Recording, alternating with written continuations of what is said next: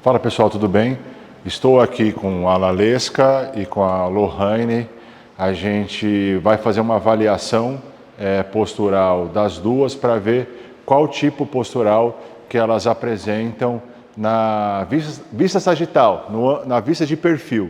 Tá? Então vou pedir para aqui para ficar na lateral a Lalesca e a Lohane, e a gente pode observar que elas têm padrões semelhantes e padrões que são muito comuns nas mulheres, tá? Então, qual é esse padrão? É o padrão que na classificação do Kendall, que a gente tem 5 tipos principais de posturas na vista sagital. A gente tem a postura alinhada, a postura sifótico-lordótica, a postura retificada, a postura sway back e o último tipo postural, que é o tipo postural que as duas apresentam, que é muito comum em mulheres, como eu falei, que é a postura lordótica pura. Tá? Muito comum por quê? Por causa que as mulheres têm a pelve geralmente mais larga, um pouco mais baixa, um pouco mais inclinada anteriormente, então há um padrão de compensação postural para que elas apresentem esse padrão de postura lordótica pura. Quais que são, geralmente, as condições ali que estão associadas a essa questão postural? Então a gente observa um padrão que com relação à crista ilíaca, ao trocânter maior, a gente tem um padrão de flexão de quadril. A gente pode até ver esse ângulo mais fechadinho aqui no quadril. Pode levar as duas apresentam um ângulo de quadril um pouco mais fechada, a pelve num padrão de inclinação anterior e uma curvatura lordótica mais acentuada, por isso que a gente fala de postura lordótica pura. Então, algumas condições, a gente observa um joelho num padrão de hiperextensão, um ângulo do tornozelo um pouco mais aberto, um joelho um pouco mais rodado medialmente e dentro desse arqueamento uma extensão compensatória torácica. Tá? Um arqueamento como se toda essa parte, como se fosse um arco e flecha, né? A gente tem uma distensão anterior e uma compressão posterior, uma distensão anterior e uma compressão posterior. Então, por conta desse tipo postural, o que a gente deveria avaliar de testes funcionais? A gente observou um padrão geral de disposição muscular por conta dessa condição, aí a gente tem que pensar em avaliar nesses quadros de rigidez de panturrilha, principalmente de sóleo. Então, observar se tem uma disfunção de dorsiflexores do tornozelo, principalmente tibial anterior. Observar uma possível fraqueza de posteriores de coxa ou até uma rigidez associada à fraqueza. Por quê? Porque a pelve está em anteversão. Isso mostra que o glúteo está em excesso de alongamento e talvez tenha uma hipersolicitação dos posteriores para tentar manter a estabilidade e a rigidez pélvica. Não só dos posteriores, mas os adutores também, eles são hipertensionados nessa postura de anteversão pélvica. O que a gente observa? Testes funcionais que a gente avalie o comprimento ali dos flexores de quadril, teste que avalie reto femoral, ilipsoas, tensor da face lata, rigidez dessas musculaturas, associada a teste que avalia a rigidez de musculatura paravertebral, ver o quanto tensionado está essa musculatura paravertebral e essas musculaturas anterior aqui, musculatura flexora do quadril. E também observar testes como estabilidade abdominal e testes funcionais de glúteo.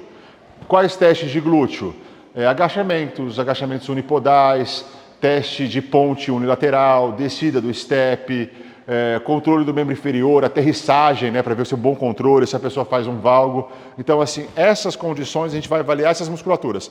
Essa musculatura tende a estar rígida e tensionada, flexores de quadril junto com a musculatura paravertebral lombar.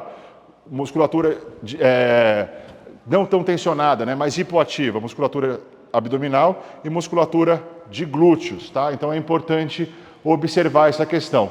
Então a gente vai tirar esse tensionamento dessa musculatura, ativar glúteos e a região central para melhorar um padrão postural geral. Lógico que a gente vai observar os testes e observar a severidade do comprometimento desses músculos a partir do momento que a gente faz essa avaliação e esse diagnóstico da postura estática. Bom, tem algum testezinho que a gente consegue observar como é que está esse padrão? Porque às vezes, assim, não necessariamente na postura estática a gente vai correlacionar uma questão de disfunção, tá? Isso pode ser o padrão postural que elas apresentem, mas possam apresentar musculaturas eficientes, né? Por quê? Porque as duas são treinadas, são duas meninas jovens, ativas, então ela tende a ter uma resposta e um bom sincronismo muscular funcional. Um testezinho simples que a gente pode avaliar aqui para elas, dá uma distância uma da outra, um passinho só, pega o braço e eleva o braço para cima. E se a gente observa o quanto que elas aumentam a lordose, elas distendem ainda mais, sobe as costelas e aumenta a lordose a realizar essa elevação dos membros superiores. Abaixa novamente, vamos fazer de novo.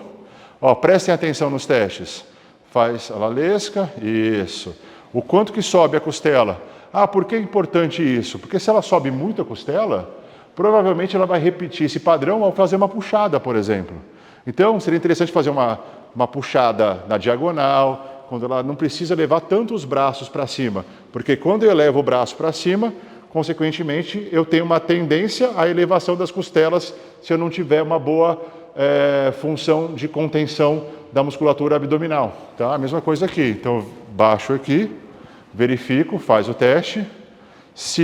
Primeiro, estou vendo a mobilidade de ombro, observando o quê? Se sobe muito a costela, se distende a parede abdominal, se aumenta a lordose. Se elas mantêm uma boa contenção e têm uma boa dissociação, uma boa mobilidade, esse quadro está ok. Tá? Então, assim, alguns testezinhos, alguns padrões de identificação de tipos posturais, tipo lordótico é muito comum em mulheres, e aí é importante fazer essas avaliações, testes funcionais, observar as outras vistas, contemplar ali, né, as informações, a avaliação postural. A gente só fecha, a gente vê todas as vistas e vai fazendo as conexões ali, montar o quebra-cabeça para fazer o diagnóstico de uma forma mais assertiva possível.